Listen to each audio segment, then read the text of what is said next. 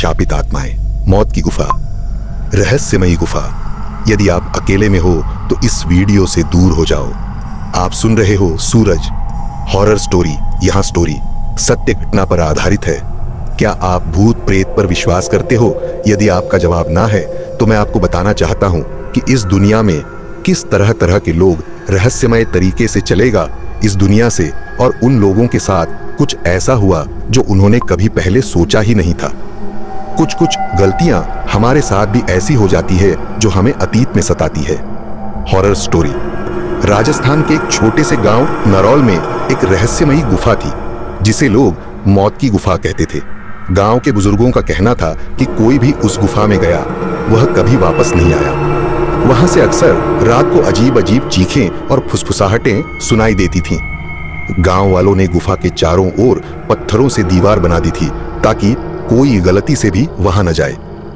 लेकिन रोहित, जो कि एक एडवेंचर ब्लॉगर था, इन कहानियों पर यकीन नहीं करता था। वह ऐसी रहस्यमयी जगहों की खोज में रहता था और अपने ब्लॉग के लिए वीडियो बनाता था। जब उसे इस गुफा के बारे में पता चला तो उसने तय किया कि वह इसमें जरूर जाएगा और गांव वालों के डर को गलत साबित करेगा। उसका दोस्त अमित उसे बार बार मना करता रहा, लेकिन रोहित नहीं माना।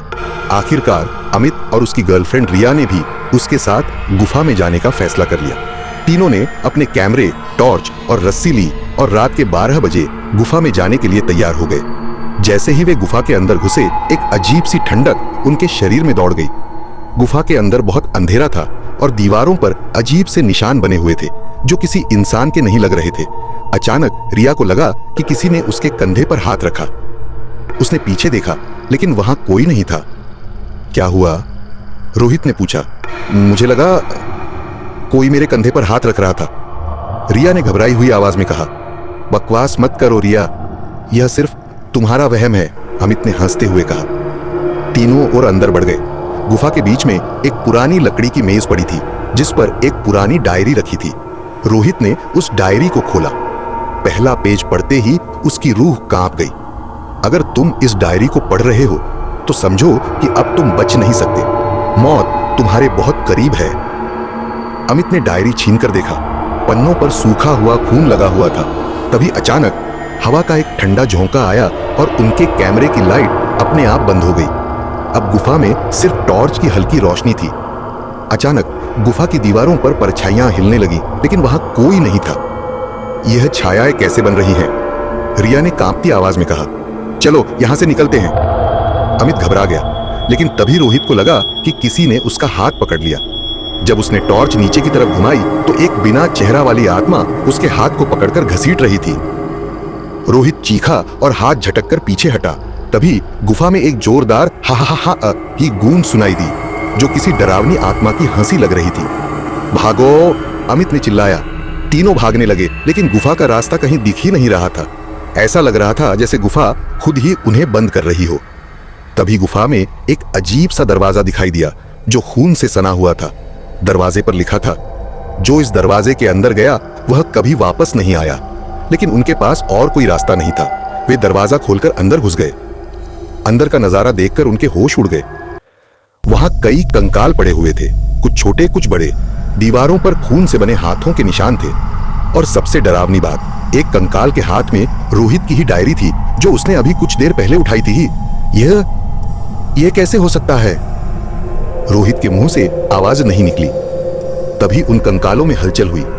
एक कंकाल उठ खड़ा हुआ और उसकी आंखों में लाल रोशनी जल उठी। तुम यहां क्यों आए? कंकाल ने एक भारी आवाज में पूछा। तीनों चिल्लाए और दरवाजे की तरफ भागे, लेकिन दरवाजा अपने आप बंद हो गया। अब वे फंस चुके थे। तभी वहां एक छाया प्रकट हुई। वह कोई इंसान नहीं था, बल्कि एक लंबी काली आकृति थी जिसकी आंखें गड्ढों जैसी खाली थीं और मुंह से खून टपक रहा था। तुमने हमें जगा दिया, अब तुम हमारे साथ रहोगे। अचानक जमीन फटने लगी और तीनों नीचे गिर गए। उन्होंने चिल्लाने की कोशिश की, लेकिन उनकी आवाज बाहर तक नहीं जा रही थी।